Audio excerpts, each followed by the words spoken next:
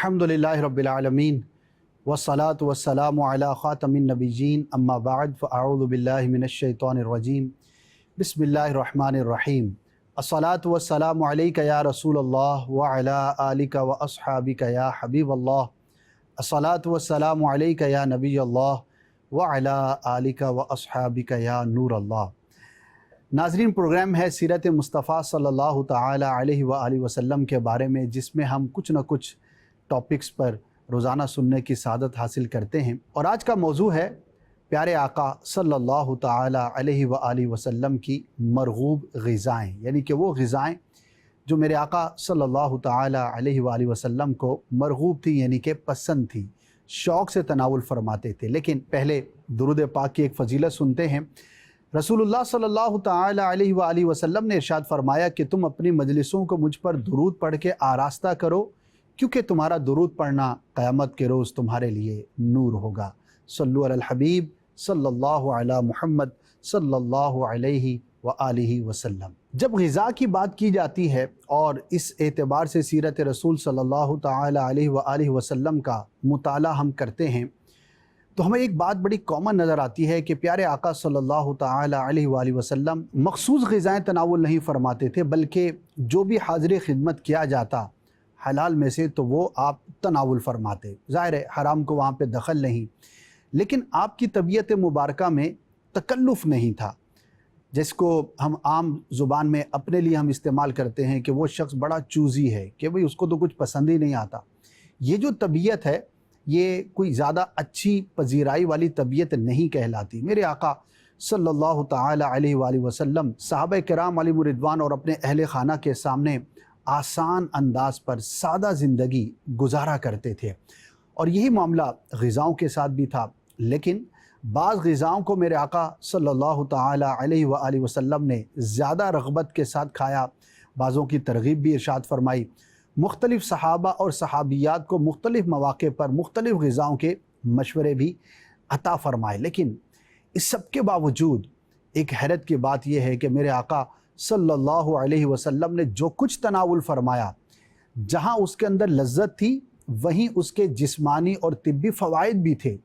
आज 1400 साल गुज़रने के बाद भी जब भी कोई माहिर ग़िज़ाइयात पर बात करता है, फूड्स पर बात करता है, विटामिन्स पर बात करता है, फ़िज़िकल एनर्जी पर बात करता है, मेडिकल साइंस के अंदर ग़िज़ा पर कलाम किया जाता है, तो हैरत ये होती है कि जिन ग़िज़ाओं का तज़किरा सीरत मुस्तफ़ा में मिलता है सल्लल्लाहु अलैहि वसल्लम, आज की माहिराना मेडिकल साइंस भी उन ग़िज़ाओं के फ़वाइद बयान करती है। इंशाअल्लाह जब हम इसको डिटेल में डिस्कस करेंगे तो एक एक ग़िज़ा के बारे में बताएंगे। क्यों ना हो कि मेरे आका सल्लल्लाहु तआला अलैहि वसल्लम को अल्लाह पाक ने हर चीज़ का इल्म अता फ़रमाया था, और इंसानी ग़िज़ा तो एक बहुत ही बुनियादी टॉपिक है।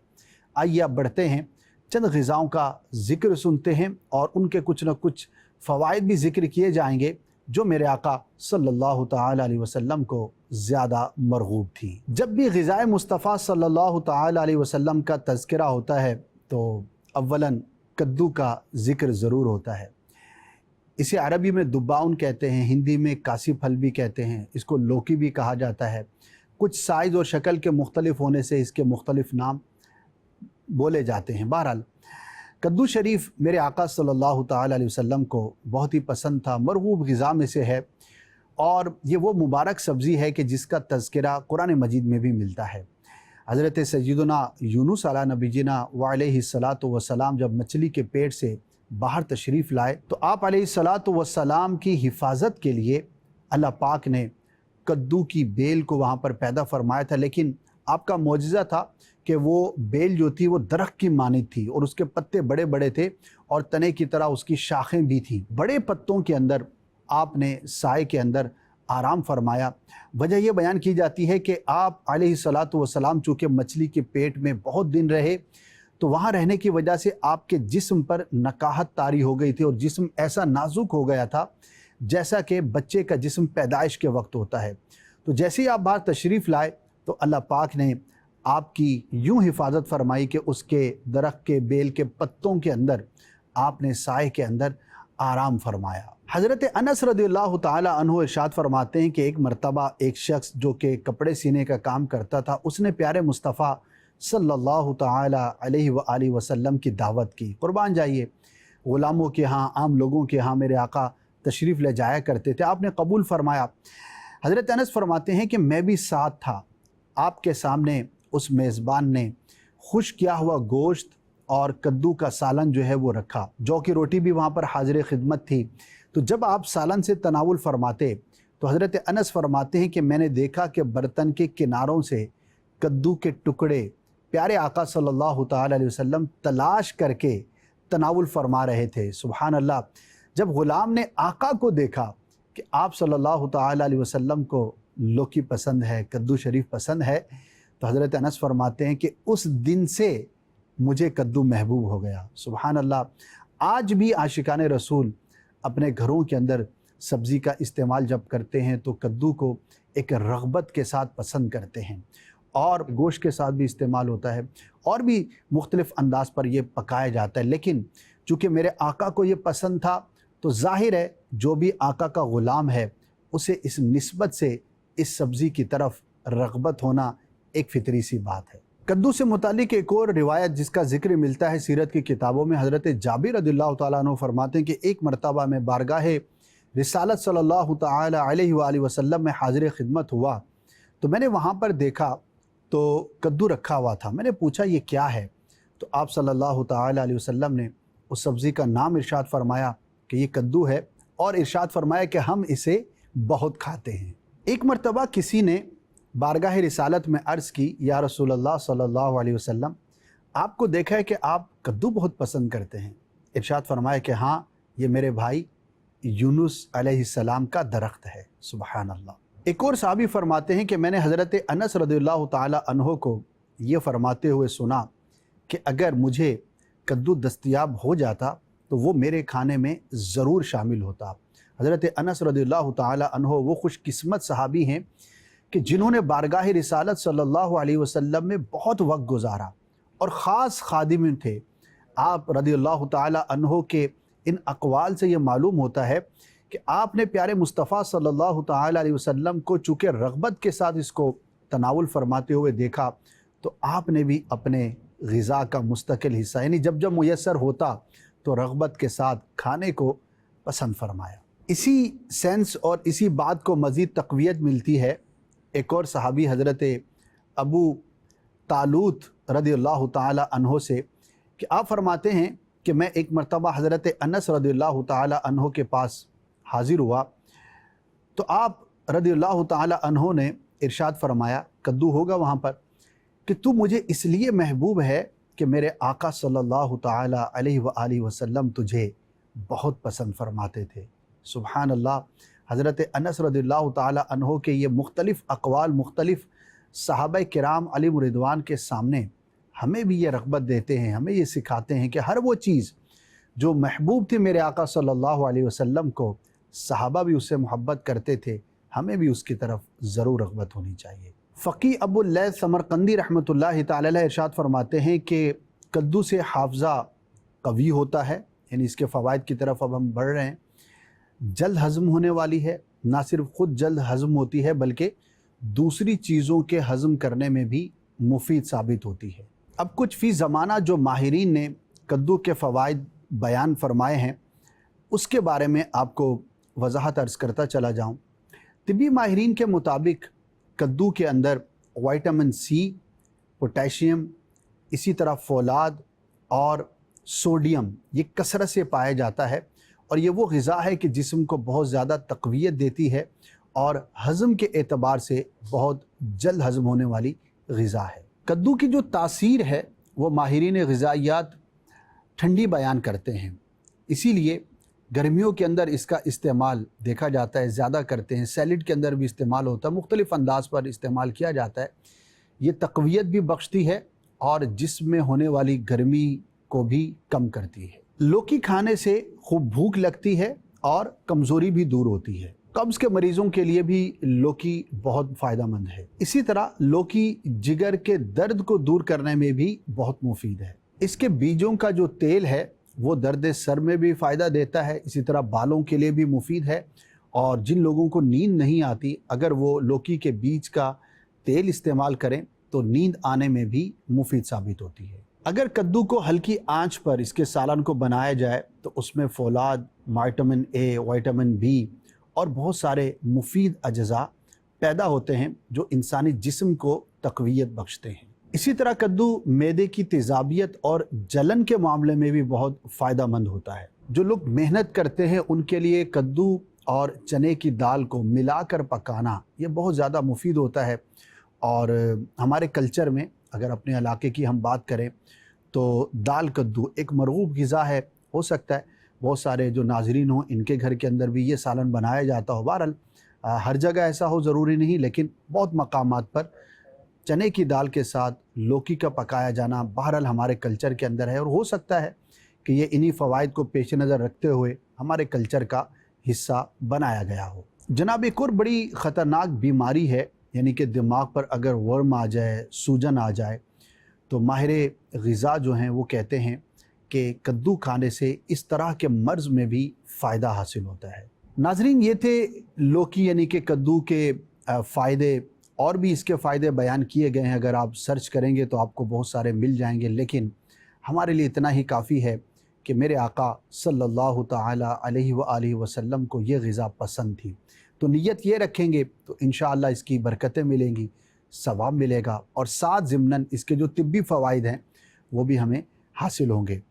एक और बड़ी ही मरगूब ग़िज़ा थी मेरे आका सल्लल्लाहु ताला अलैहि वसल्लम को, जिसे ककड़ी कहा जाता है। हज़रत अब्दुल्लाह इब्न जाफ़र रज़ियल्लाहु ताला अन्हु इरशाद फरमाते हैं कि मैंने प्यारे आका सल्लल्लाहु ताला अलैहि वसल्लम को देखा, आप खजूर के साथ ककड़ी को मिलाकर तनावुल फरमा रहे थे। रसूलुल्लाह सल्लल्लाहु ताला अलैहि वसल्लम की ग़िज़ाओं में पनीर का भी ज़िक्र मिलता है और ये मैदे के लिए, गुर्दे के लिए, अंतड़ियों के लिए बहुत मुफीद है। हज़रत अब्दुल्लाह इब्न उमर रज़ियल्लाहु ताला अन्हु इरशाद फरमाते हैं कि मकाम तबूक पर आप सल्लल्लाहु अलैहि वसल्लम के बारगाह में पनीर पेश किया गया तो आपने छुरी मंगवाई और बिस्मिल्लाहिर्रहमानिर्रहीम पढ़ के उसको काटा। जैसा कि इस रिवायत में छुरी से काटने का जिक्र है, तो आज भी जब पनीर खाया जाता है तो उसके जो टुकड़े हैं वो छुरी से किए जाते हैं, क्योंकि ये दही से मुख्तलिफ होता है। दही को ज़ाहिर है कि नहीं काटा जाता, वो इतना सॉलिड नहीं होता, तो पनीर जो है वो दही के मुकाबले में कुछ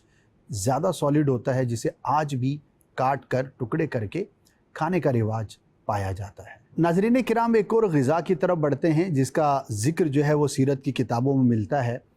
वाक़या कुछ यूँ है कि हज़रत मुआविया बिन हकम रज़ियल्लाहु ताला अन्हु इरशाद फरमाते हैं, एक मरतबा हम सहाबाए किराम के साथ मकाम सुफ़ा पर मौजूद थे। प्यारे आका सल्लल्लाहु ताला अलैहि वसल्लम भी वहाँ पर तशरीफ़ फरमा थे। तो आप मुहाजिरीन में से एक या दो को किसी एक अंसारी के साथ रवाना फरमा रहे थे। इस तरह सिलसिला चलता रहा। जब सब चले गए तो आखिर में हम 4 अफराद बचे और 5वें रसूलुल्लाह सल्लल्लाहु ताला अलैहि व आलिहि वसल्लम थे। आपने इरशाद फरमाया हम चारों को कि मेरे साथ चलो। चुनाचे हम दर दौलत पर हाजिर हुए तो आप सल्लल्लाहु ताला अलैहि वसल्लम ने उम्मुल मुमिनीन हज़रत सय्यदतुना आयशा सिद्दीक़ा तय्यबा ताहिरा रज़ियल्लाहु ताला अन्हा को इरशाद फरमाया कि ए आयशा, हमें रात का खाना खिलाओ। चुनाचे आप रज़ियल्लाहु ताला अन्हा एक खाना लेकर हाजिर हुई जिसका नाम जशीशा किताबों में लिखा है। ये एक ऐसा खाना है जशीशा कि गेहूँ को पीसकर उसके साथ खजूर या गोश्त को पकाकर तैयार किया जाता है। हज़रत आयशा सिद्दीक़ा रज़ियल्लाहु ताला अन्हा ने ये जशीशा तैयार फरमाया और प्यारे आका की बारगाह में हाजिर किया। आपने और सहाबा किराम ने तनावुल फरमाया। फिर मेरे आका सल्लल्लाहु ताला अलैहि वसल्लम ने मज़ीद कुछ खाने का इरशाद फरमाया तो हज़रत आयशा सिद्दीक़ा रज़ियल्लाहु ताला अन्हा एक और खाना लेकर हाजिर हुई जिसका नाम हाइसा मिलता है, जो कि खजूर और पनीर या सत्तू और घी के साथ मिलाकर बनाया जाता था। तो प्यारे आका सल्लल्लाहु ताला अलैहि वसल्लम ने इस खाने में से भी तनावुल फरमाया। ये खाने के बाद मेरे आका सल्लल्लाहु ताला अलैहि वसल्लम ने इरशाद फरमाया, ऐ आयशा, हमें कुछ पीने को दो। तो आप रज़ियल्लाहु ताला अन्हा दूध का एक बर्तन लेकर आईं। प्यारे आका सल्लल्लाहु ताला अलैहि वसल्लम ने और सहाबा किराम ने वो नोश फरमाया। आपने इरशाद फरमाया मज़ीद कुछ पिलाओ। तो आप एक पानी से भरा हुआ برتن لے کر حاضر ہوئیں۔ حضرت معاویہ بن حکم رضی اللہ تعالیٰ عنہ ارشاد فرماتے ہیں کہ ہم نے خوب سیر ہو کر وہ پانی نوچ کیا۔ اس کے بعد پیارے آقا صلی اللہ علیہ وسلم نے ارشاد فرمایا تم میں سے جو مسجد جانا چاہے تو جا سکتا ہے، اور اگر چاہے تو یہاں بھی ٹھہر سکتا ہے۔ ہم نے عرض کی ہم مسجد چلے جاتے ہیں۔ چنانچہ ہم مسجد چلے گئے۔ آپ مزید فرماتے ہیں کہ میں مسجد میں پیٹ کے بل لیٹا ہوا تھا۔ رات کے پچھلے پہر کسی نے مجھے پاؤں سے اٹھایا۔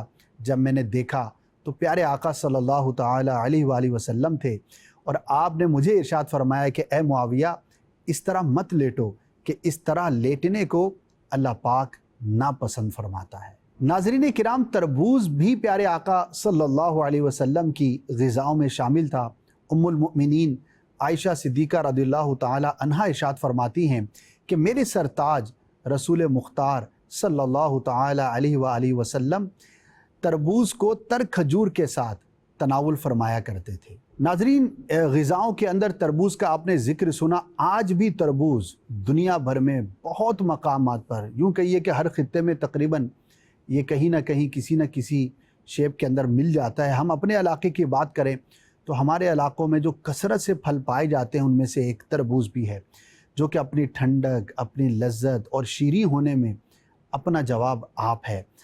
تربوز جیسی گرمیاں آتی ہیں تو آپ کو ہر جگہ پر نظر آنا شروع ہو جاتا ہے۔ اس کی بیل ہوتی ہے اور یہ زمین پر پھیلے ہوئے ہوتے ہیں، اور جب اس کا سیزن ہوتا ہے تو بڑی کثرت سے یہ تربوز پائے جاتے ہیں۔ تربوز کے طبی فوائد بھی بے شمار ہیں، بلکہ ویسے تو آم کو پھلوں کا بادشاہ کہا گیا ہے۔ ایک جگہ میں نے پڑھا تھا کہ بعض لوگوں کے نزدیک تربوز پھلوں کا بادشاہ قرار دیا گیا ہے اپنے فوائد کے حساب سے اور اپنی لذت کی وجہ سے۔ تربوز نہایت ہی لذیذ ہونے کے ساتھ ساتھ بہت مفید بھی ہے معدے کے لیے، اور اس کے اندر 92% واٹر ہوتا ہے، یعنی کہ پانی ہوتا ہے، اور آپ سب جانتے ہوں گے کہ پانی انسانی جسم کے لیے کس قدر مفید بھی ہے اور ضروری بھی ہے۔ یعنی کہ یہ غذا بھی ہے، کھانے کی کمی کو بھی پورا کرتا ہے، بھوک کو بھی مٹاتا ہے، اور پیاس میں بھی فائدہ دیتا ہے، اور جسم میں جو پانی کی ضرورت ہے، کمی ہے، اس کو بھی یہ پورا کرتا ہے۔ تو 92% اس میں واٹر ہوتا ہے، اور تقریباً آدھا کلو تربوز کے اندر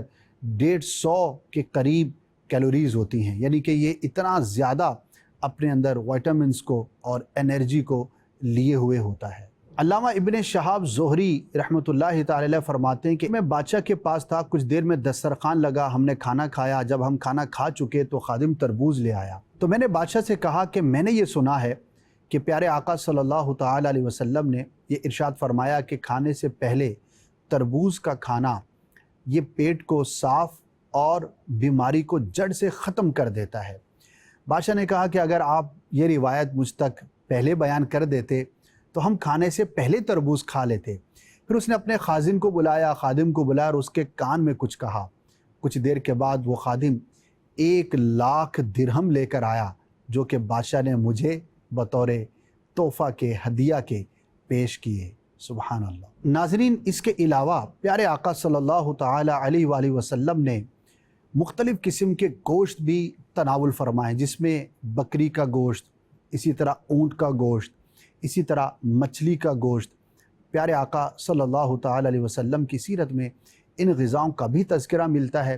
اس کے علاوہ بھی کئی غذائیں ہیں جس کا تذکرہ ملتا ہے، لیکن جن غذاؤں کا زیادہ تذکرہ ملتا ہے وہ آپ کے سامنے پیش کی گئی ہیں۔ گوشت میں میرے آقا صلی اللہ تعالی علیہ وسلم کو دستی کا گوشت زیادہ مرغوب تھا، اور مچھلی کا جس روایت میں ذکر ہے تو صحابہ کرام علیہم رضوان نے سمندر کے کنارے ایک بہت بڑی مچھلی کو دیکھا، اس مچھلی کو کھایا، تناول کیا، اور اس کے بعد اس کے جو کانٹے کو یوں کھڑا کیا گیا تو اس کے نیچے سے اونٹ سوار گزر سکتا تھا۔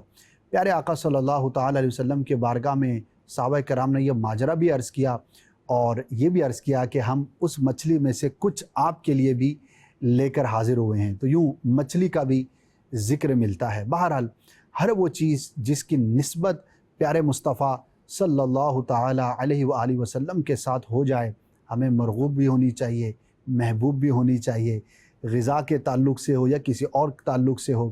اللہ پاک ہمیں سیرت مصطفیٰ صلی اللہ تعالی علیہ وسلم کا مطالعہ کرنے کی بھی توفیق عطا فرمائے، اور اس میں جو ہمارے عمل کرنے کی چیزیں ہیں انہیں عمل کرنے کی بھی توفیق عطا فرمائے۔ آمین بجاہ النبی الامین صلی اللہ علیہ وسلم۔